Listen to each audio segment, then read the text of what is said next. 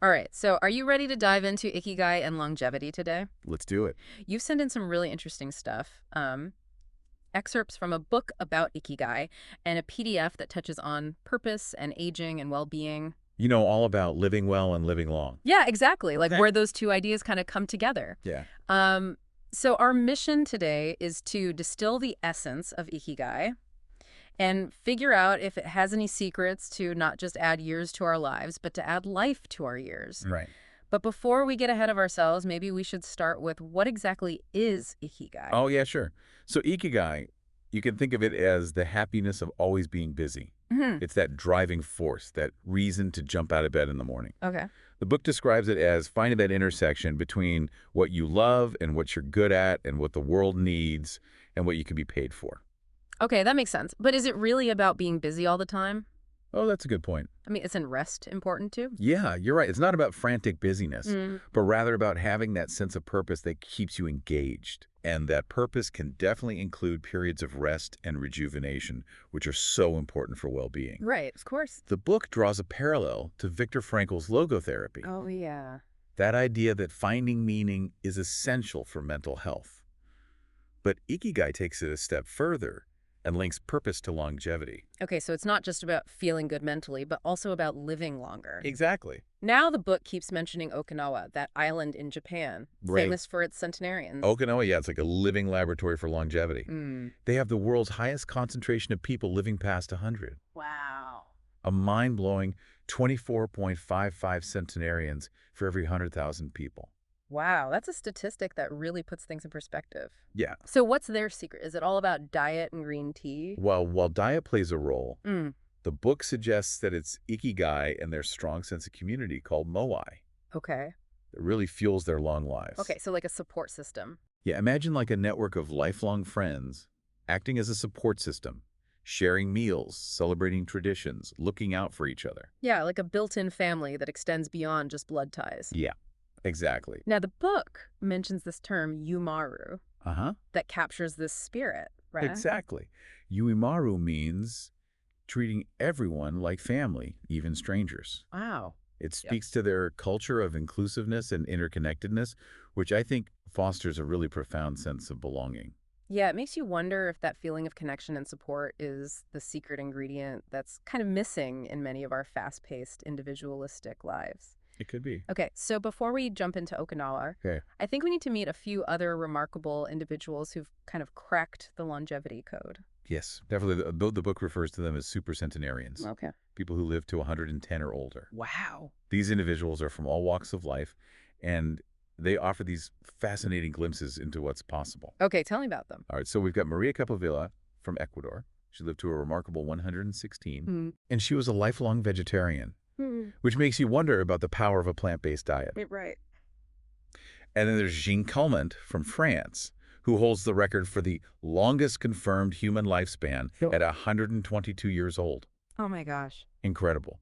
She was known for her wit, her love of chocolate and port wine, Oh, okay. and her incredibly active lifestyle. Imagine cycling until 100 and only quitting smoking at 120. Wait, she quit smoking at 120? Yeah. Talk about willpower that just shatters all of our preconceived notions about aging. Right. It seems like there's no one-size-fits-all approach to longevity. Absolutely. It's like a mosaic with all these different pieces that contribute to a long and fulfilling life. Hmm.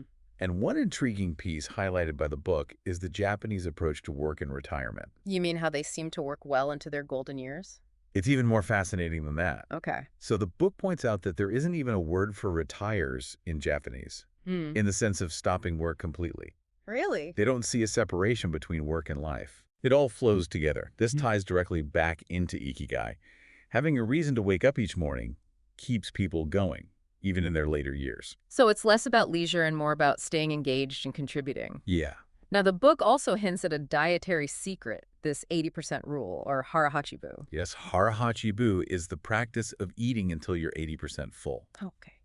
Imagine paying close attention to your body's signals of satiety Hmm. and stopping before you feel stuffed. Okay.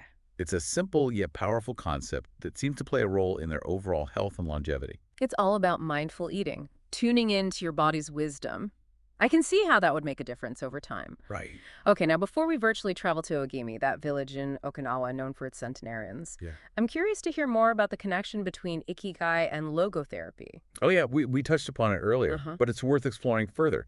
Both Ikigai and logotherapy emphasize the importance of finding meaning in life. Frankl, through his experiences in Nazi concentration camps, discovered that even in the darkest of times, those who could find a reason to live had a greater chance of survival. So even in the face of unimaginable suffering, having a why can make all the difference. Exactly. But how do we actually find this elusive Ikigai? Is it something we stumble upon or actively seek out? That's the million-dollar question, isn't it? Yeah. The book suggests that everyone has an Ikigai, even if it's hidden deep down. Okay. It's about peeling back the layers, exploring our passions, and uncovering that unique intersection of what we love, what we're good at, and what the world needs. It sounds like a journey of self-discovery, an Exactly. adventure of the soul. Exactly. And it's not always a straight path. Hmm. There will be twists and turns along the way, but the book offers some intriguing tools and insights that can help us navigate this journey. One that particularly caught my eye is the concept of flow. Okay, I've heard of flow, that state of being completely absorbed in what you're doing. Time flies by, you're totally in the zone, but how does that tie into Ikigai? Well, the book suggests that finding flow is a key ingredient in living according to your Ikigai. Mm-hmm. Imagine finding activities that challenge you just enough, Okay. where you can stretch your skills and completely lose yourself in the process. Yeah. It's like finding that sweet spot where effortlessness and enjoyment meet. So it's about finding that perfect balance between challenge and skill. Exactly. The book mentions some actionable steps to find flow, right? Yeah. Like choosing a task that's just outside your comfort zone. Exactly. It's Yeah. about pushing yourself just enough, but not so much that you become overwhelmed or discouraged. Okay. The book also highlights the importance of eliminating distractions. Yeah. Imagine creating a space where you can focus solely on the task at hand, whether it's writing, painting, coding, or even something as simple as cooking. Yeah, it's like hitting the pause button on the constant barrage of emails and notifications and to-do lists. Exactly.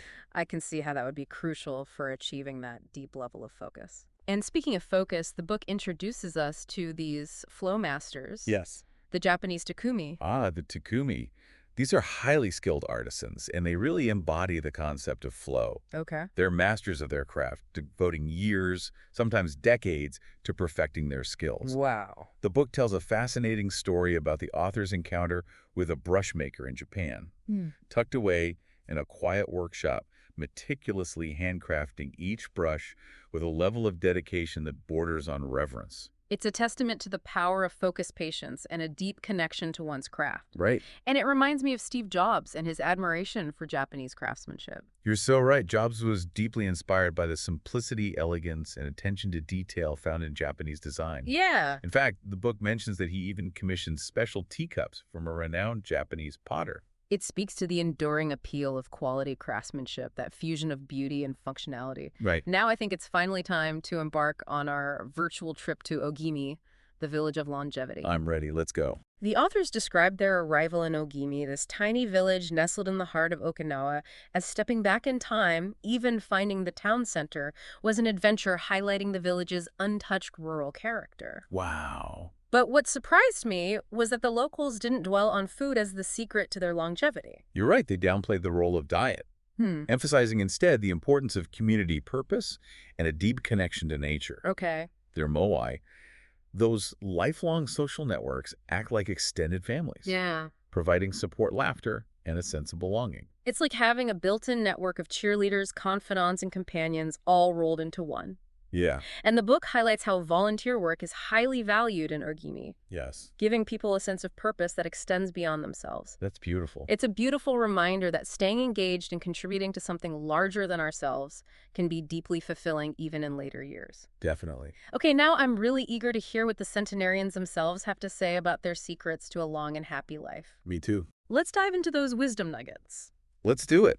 The authors were lucky enough to interview some of Ogimi's oldest residents, and their insights are truly fascinating. What struck me was their emphasis on cultivating good habits, things we've all heard before, but they seem to weave them into the fabric of their lives. Good habits, that sounds so simple. Give me an example. What kind of things did they talk about? Well, gardening was a big one. Many of the centenarians had thriving gardens, and they spoke about the joy of nurturing plants and the satisfaction of harvesting their own food. It's not just about the physical activity, it's about that connection to nature, the rhythm of the seasons, and the sense of accomplishment that comes with growing something from a tiny seed. I can see how tending a garden would be both grounding and rewarding.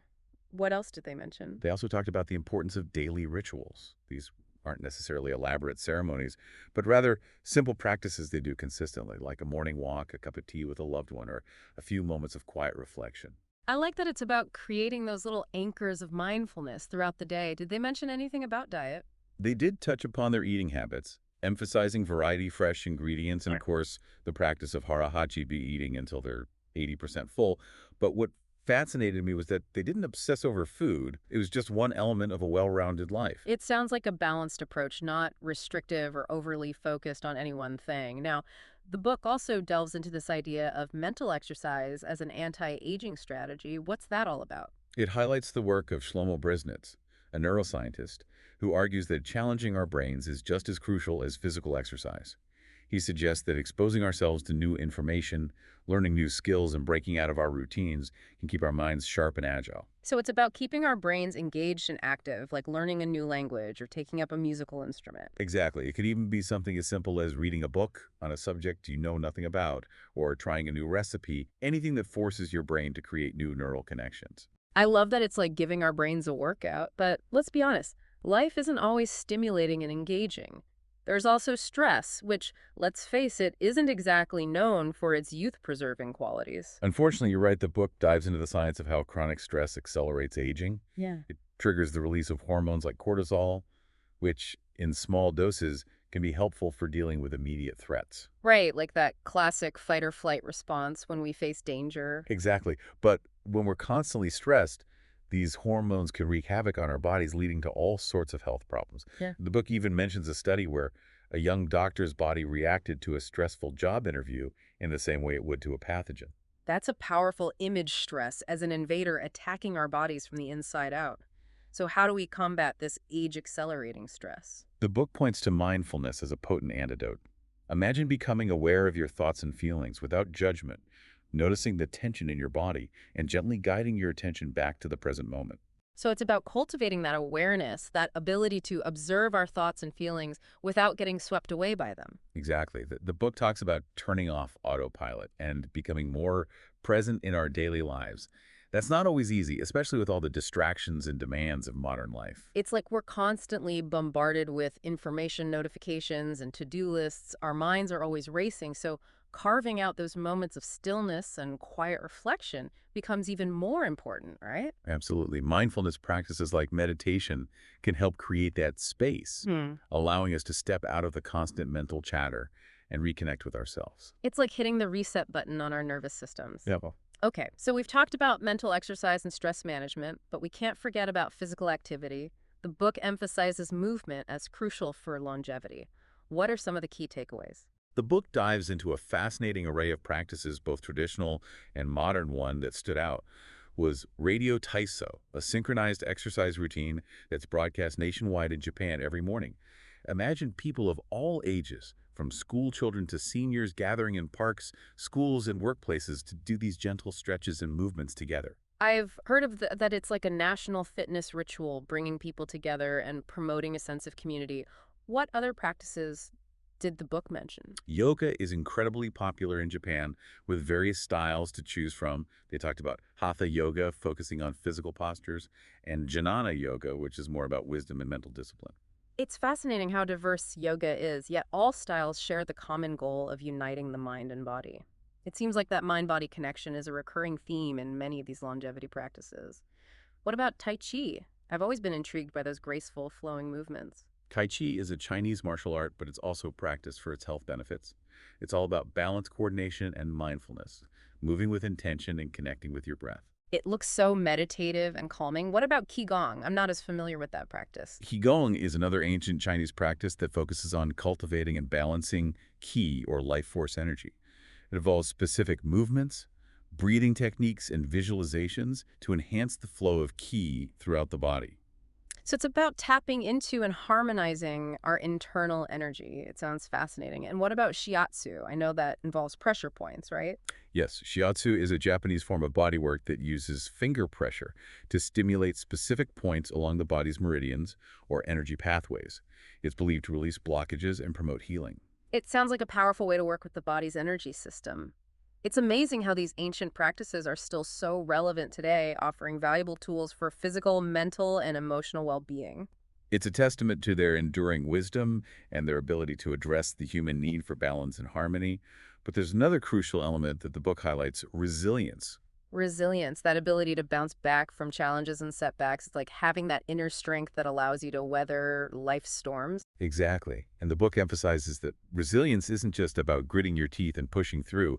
It's also about knowing when to let go, when to accept what we can't change, and when to adapt our course. It reminds me of the Serenity Prayer.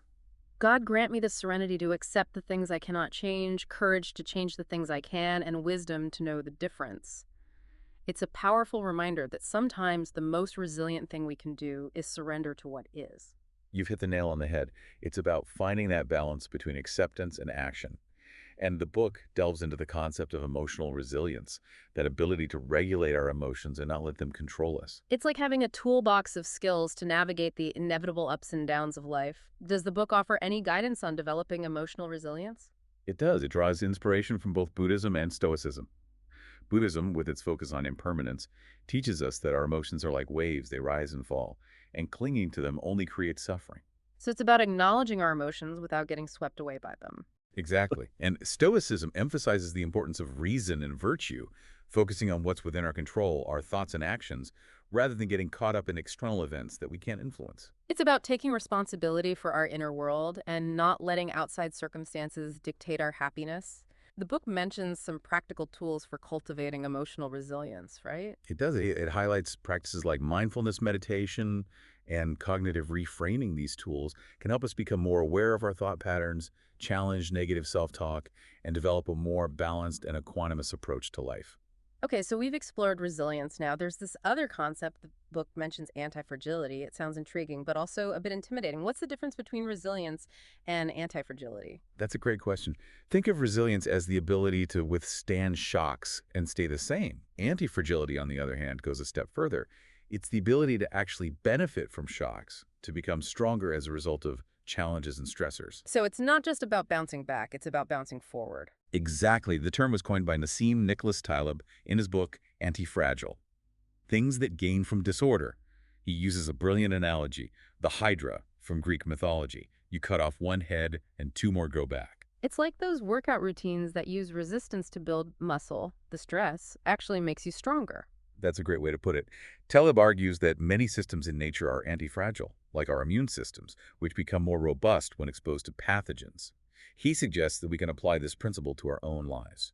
So how do we cultivate this anti-fragility? Does the book offer any practical strategies? It does. One strategy is creating redundancies in our lives, having multiple streams of income, diverse skills, and a strong network of relationships. So if one area takes a hit, we have other sources of support to fall back on. Don't put all your eggs in one basket.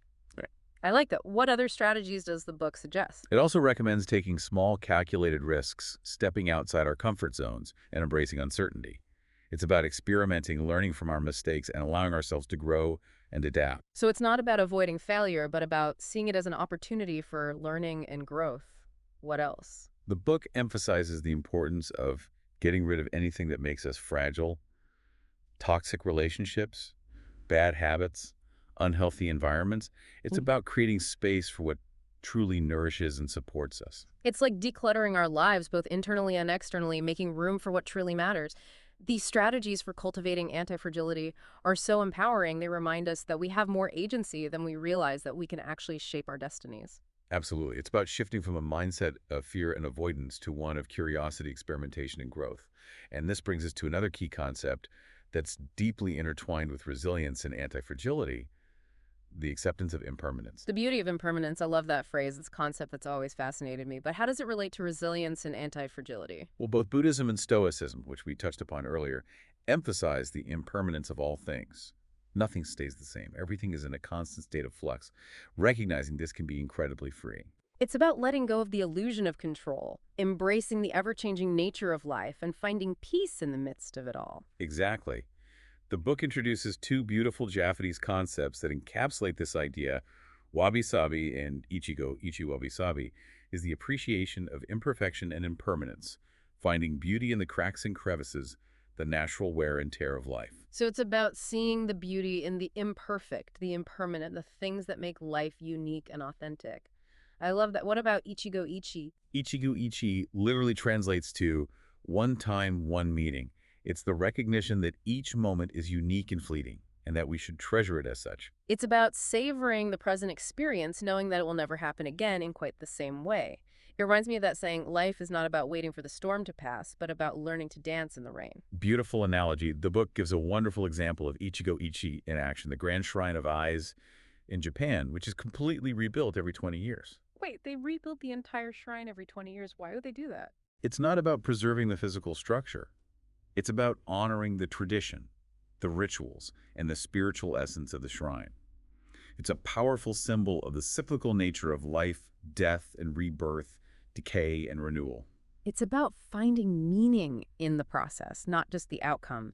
And it's a beautiful reminder that letting go is not about losing something, but about creating space for something new to emerge. You've got it. The acceptance of impermanence can be a source of both sadness and joy. Sadness at the loss of what was, but also joy in the anticipation of what's to come, and a deep appreciation for the beauty of the present moment.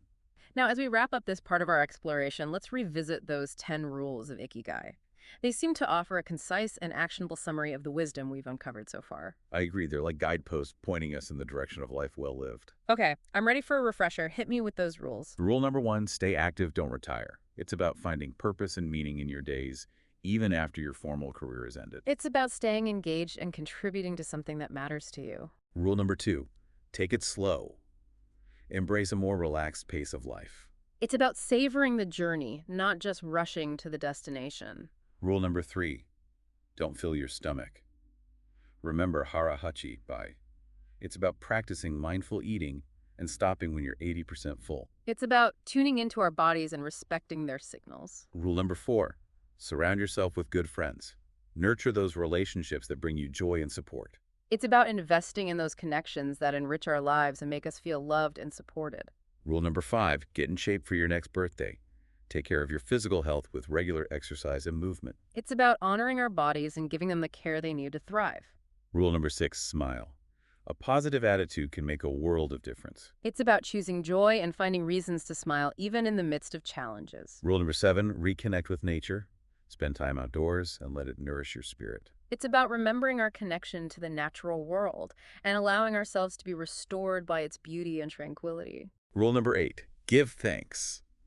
Cultivate a sense of gratitude for all the good in your life. It's about appreciating the simple blessings, big and small, that enrich our lives. Rule number nine, live in the moment, embrace the present, and savor each experience. It's about being fully present in our lives rather than dwelling on the past or worrying about the future. And finally, rule number 10, follow your Ikigai, discover your purpose, and pursue it with passion.